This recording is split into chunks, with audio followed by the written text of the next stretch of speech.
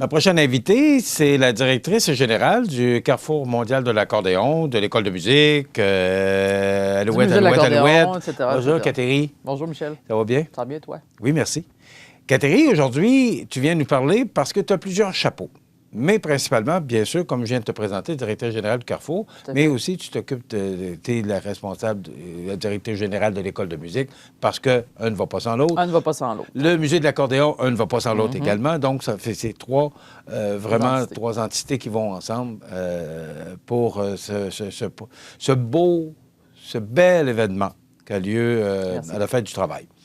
Mais là, tu ne viens pas nous parler que du Carrefour mondial de l'accordéon. On pourra en parler tout à l'heure. Oui, tout à fait. Mais là, il y a un camp cet été pour tu vas nous expliquer exactement les tenants et les aboutissants de ce camp-là. Qu'est-ce que c'est exactement que ce camp d'été? En fait, c'est une nouveauté cette année. La Ville nous a demandé, au même titre que d'autres organismes de la Ville, comme Manidance et Manigym, de monter un camp spécialisé. Donc, on a 2 semaines de camp spécialisé à l'École internationale de musique qui sont la semaine du 18 juillet, la semaine suivante, donc la semaine du 25 juillet. C'est 2 semaines où les jeunes sont invités à venir découvrir la musique traditionnelle. Donc, c'est vraiment un camp de musique. C'est fait en réalisation avec l'organisme Musique d'ici. Donc, les enfants sont invités, même si ce ne sont pas des musiciens, on va découvrir le violon, l'accordéon, les percussions traditionnelles, un peu de danse. Donc, c'est fait en collaboration avec Claudine Arcan et plusieurs collaborateurs là, du milieu de la musique traditionnelle au Québec.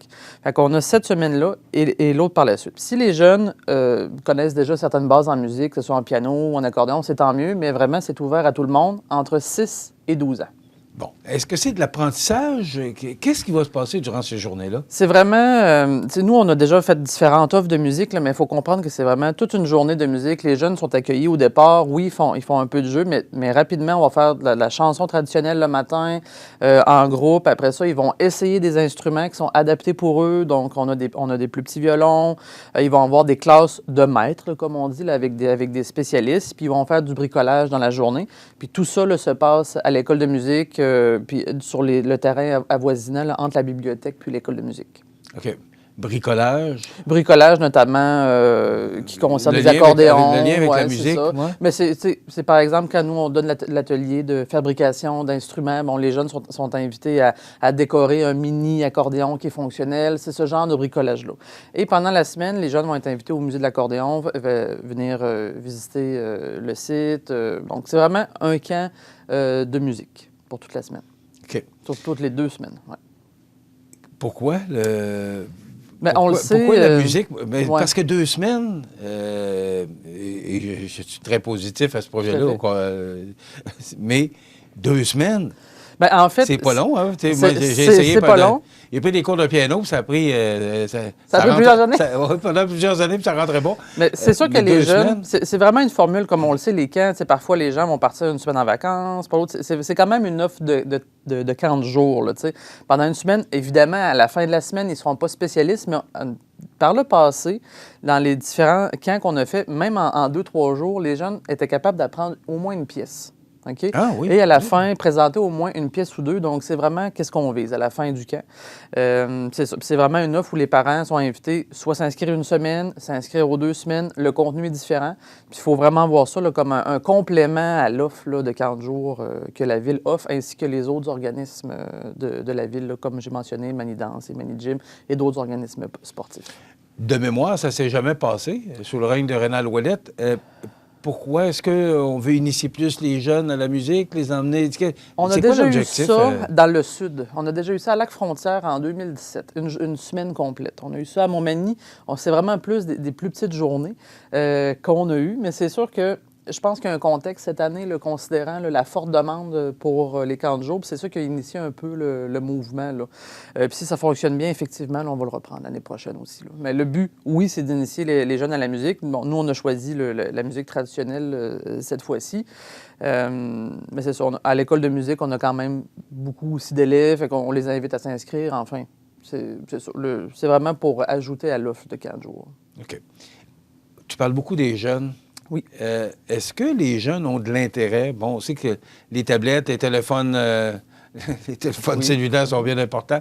Est-ce que les jeunes d'aujourd'hui ont de l'intérêt pour la musique. Tu sais, moi, je me souviens, quand on était jeune, tout le monde prenait des cours de piano, de guitare, peu importe. C'était la grosse mode. Est-ce qu'aujourd'hui, les jeunes ont cet intérêt-là? Je dirais que oui. Tu sais, à l'école de musique, Montmagny plus Saint-Fabien-de-Panet, parce qu'on a une antenne là-bas, on varie toujours entre 150 et 170 inscriptions. Ce qui a été dur avec la pandémie, c'est les cours de groupe. Parce que pendant pratiquement un an et demi, il n'y a pas eu de cours de groupe. Il faut relancer les cours de groupe d'éveil musical pour les tout-petits, l'exploration musicale, de cours de musique d'ensemble. C'est ça qui est un peu plus dur. Mais pour ce qui est de la pratique individuelle, oui, certainement, très, très fort. Puis pour te donner une idée, un autre cours qu'on a lancé cette session-ci, c'est un cours de danse traditionnelle. OK? Puis, on a eu des inscriptions de 6-8 ans. C'est les jeunes qui se sont inscrits, c'est eux. Puis, ça a été... on n'a pas terminé, il nous reste quelques cours, mais vraiment un très, très beau projet. Tu sais, les jeunes n'ont pas d'a priori par rapport à la musique, la musique et la danse traditionnelle. Ils viennent, ils ont beaucoup de plaisir ensemble. Donc, vraiment, c'est un très beau succès. Est-ce qu'on ressort tranquillement nos traditions? Bien, en fait, avec la pandémie, on a remarqué ça. Récemment, j'étais avec des élèves d'ethnologie de l'Université Laval, puis il y a effectivement, avec la pandémie, il y a eu un petit revival en musique traditionnelle. Les gens ont ressorti des violons, des accordéons, puis s'intéressent à ça. Tu sais, puis nous, cette année, au Carrefour, on va pouvoir le voir avec notre programmation la semaine prochaine qui sort le 7 juin, beaucoup de jeunes musiciens.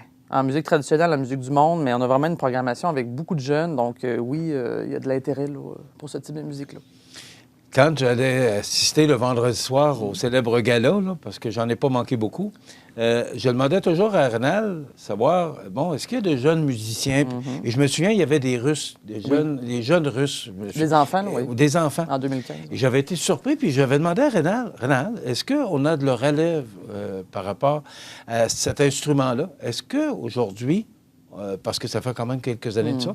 Est-ce qu'aujourd'hui, Kateri, on peut dire qu'on l'a, cette relève-là? Est-ce que tranquillement, elle est assurée? Elle est assurée, je trouve, surtout en accordéon, beaucoup. Nous, on sait qu'on a une classe d'élèves. On a toujours 5, 6, 7 élèves qui suivent des cours d'accordéon. Mais cette année, par exemple, on a fait un appel à tous pour le coin des jeunes pendant le festival.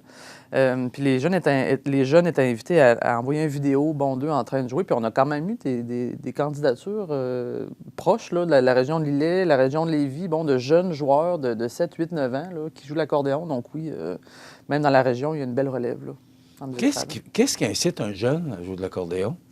Il peut y avoir différentes choses. Parce qu'on a quand même il y a certains qui ont des préjugés par rapport à cet instrument-là. Il y a quand même le facteur familial est important. Souvent, les gens, soit qu'on en a eu, soit les parents ou les grands-parents, c'est sûr que ça a un effet. Là. Tu sais, quand on a par exemple, moi, ma grand-mère était beaucoup dans la chanson traditionnelle, c'est sûr que ça l'a passé dans l'intérêt. Tu sais, moi, j'ai de l'intérêt pour ça parce que dans ma famille, on avait ça. Il y a cette partie-là. L'autre partie, il y en a qui sont quand même intéressés parce que ça reste une musique très enlevante. Tu sais, ça reste une musique, quand tu écoutes ça, là, souvent, c'est du bonheur, c'est quelque chose d'assez... c'est rythmé, c'est très rapide. Donc, il y a aussi des jeunes que ça l'intéresse là, dans ce volet-là. On a ces deux clientèles-là, beaucoup. Donc, le camp, c'est la semaine du 18 et la semaine du 25. Ça coûte combien? Ça coûte 150 OK, pour la semaine. Pour la semaine. Et les jeunes qui sont détenteurs d'une carte loisir, il y a effectivement un rabais parce qu'on se rappelle que c'est une activité qui est quand même sous le giron de la ville de Montmagny et on s'inscrit directement à la ville de Montmagny. Donc, au 248-6022, au service des loisirs, on s'inscrit directement à eux pour une place. OK, donc on ne passe pas par le Carrefour, on passe vraiment par la ville de Montmagny. Tout à fait, donc, qui nous au service des loisirs. 248-6022. Ça, c'est une chose, le camp. La semaine prochaine, tu vas nous annoncer, on pourra se reparler pour nous parler de la programmation. À quoi on peut s'attendre? Parce que pandémie oblige, il y en a eu un, il y en a un que, on a essayé de présenter un événement pour pas rester pas tomber dans l'oubli. Tout à fait. Et moi, je trouve que stratégiquement, c'était très bon. Mais là, cette année, à quoi on peut s'attendre, Kateri? On peut s'attendre à une édition vraiment internationale. Donc, on a la joie d'accueillir des artistes internationaux cette année, des artistes canadiens, des artistes du Québec. Donc, on revient à une édition pré-pandémique. On est sur un nombre de jours plus restreint. Donc, on est du 2 au 4 septembre. On a déjà été sur 5 jours. Là, on est sur 3 jours. Le vendredi, samedi, dimanche. On est toujours sur des scènes extérieures, scènes intérieures. Et cette année, on a 2 nouveautés gratuites qu'on va annoncer la semaine prochaine. en formule extérieure. Comme on disait tantôt, juste avant de rentrer en ondes, on va utiliser beaucoup le nouveau centre communautaire, qu'on n'utilisait pas évidemment parce qu'il était en rénovation. Donc, on va avoir plusieurs concerts à la salle François Prévost cette année et dans la nouvelle salle communautaire là, qui est adjacente. OK.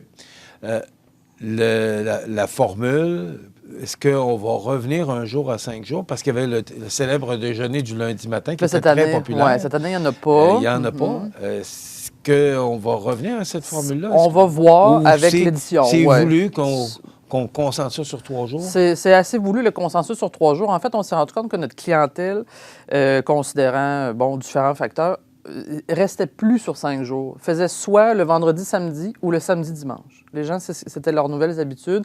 Aussi parce que, on sait qu'il y a du trafic, c'est un long week-end, les gens aiment ça, partager leur tente, le festival et passer un peu de temps chez eux. Donc là, on prend un break pour le lundi. Nous verrons. Peut-être que ça reviendra pour le 35e. Nous ne savons pas. Cette année, on est à la 33e édition.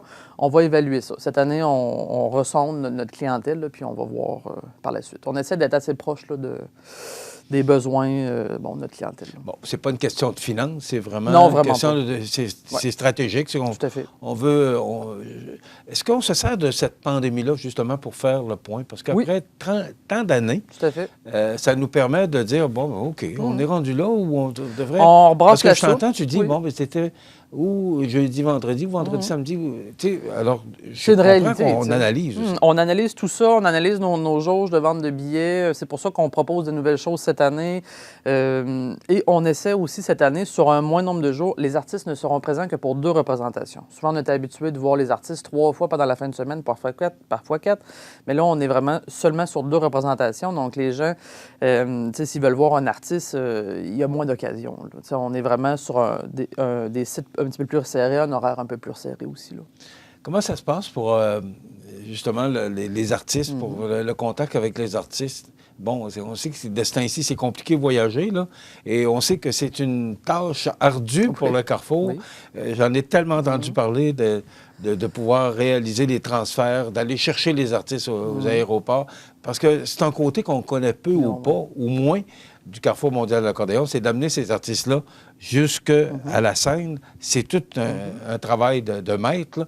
Comment ça se passe cette année avec toutes les difficultés qu'on connaît? Bien, il faut savoir que dès novembre passé, la programmation était pratiquement faite. Depuis novembre passé, les artistes internationaux étaient sélectionnés. Bon. Pour qu'il y ait le temps de préparer les documents fiscaux, parce qu'ils viennent travailler au Canada, ils ont différents documents à produire, à nous transmettre. Et nous, on fait toujours affaire avec le Club Voyage Montmagny pour l'achat des billets d'avion, parce qu'effectivement, il y a une problématique de les faire arriver en même temps. Tu sais, on a une vingtaine de personnes qui arrivent en même temps. Oui, c'est ça, de différents pays. Donc, on fait toujours affaire avec eux. Ils sont vraiment meilleurs que nous pour être capables de coordonner tout ça. Et ensuite, effectivement, on va les chercher à Québec.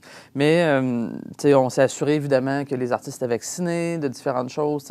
En amont, il y a beaucoup de paperasse, si je peux dire, là, pour s'assurer que tout se passe bien. Mais généralement, ça se passe bien.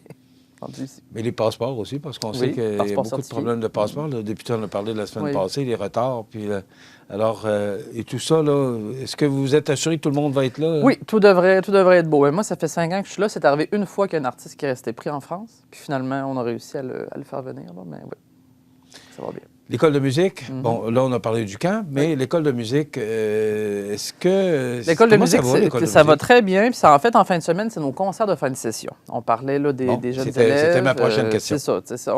Ça a été une très belle session. Comme je dis, une très belle pratique individuelle. On a déjà fait nos concerts de Saint-Fabien-de-Panet, où ça s'est très bien passé aussi. On a quand même une pratique qui se maintient bien à Saint-Fabien-de-Panet. Beaucoup de jeunes et de moins jeunes qui suivent des cours.